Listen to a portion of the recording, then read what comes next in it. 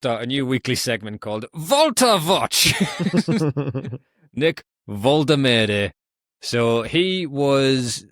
there's a couple of YouTubers I watch, like Antonio Mango, and a few that will go through players that fit profiles that would do well at Newcastle.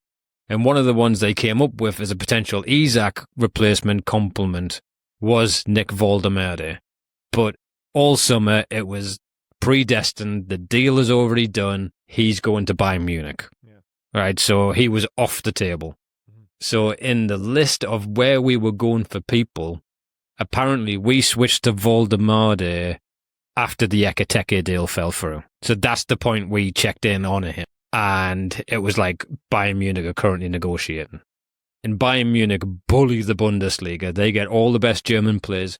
Can't even mention that many German players that have came over here because they end up at fucking Bayern. So the fact that when Bayern Munich refused to pay the same amount because, quite rightly, I mean, Stuttgart is their rival team as well. So the fact that they wanted the same amount of money for an Ekitike as a Sesko, as opposed to Bayern Munich saying 40 million or nothing, or we'll wait until next year and get him. We can wait.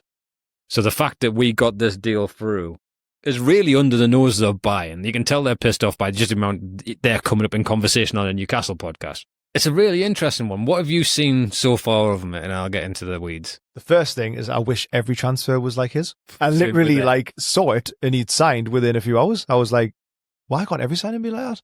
Like, it was from nowhere. Absolutely. And I love that. We've already spoke about before at the start of the summer.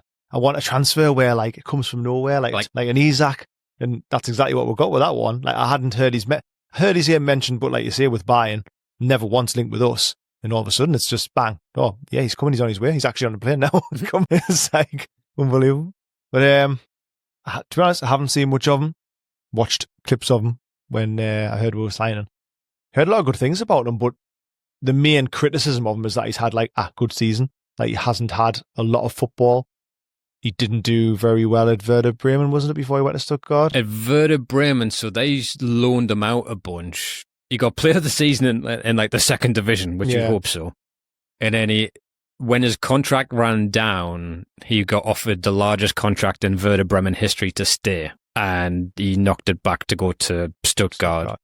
He didn't get in Stuttgart's Champions League team in the initial, but then by December, apparently, he just killed it. Does look good. He just looks like an absolute, like, freak.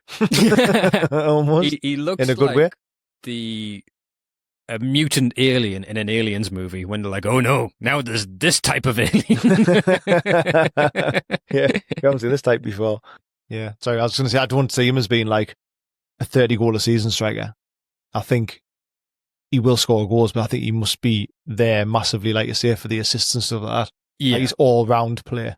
From what I've seen, like, I mean, he's such quick feet and stuff for, like, a big man. Like, for his shape and that is just, I don't know how he'll play him. I don't know if he'll play him as a 9, if he'll play him with Visser, if he'll play him as a 10, if he just alternates, or not sure.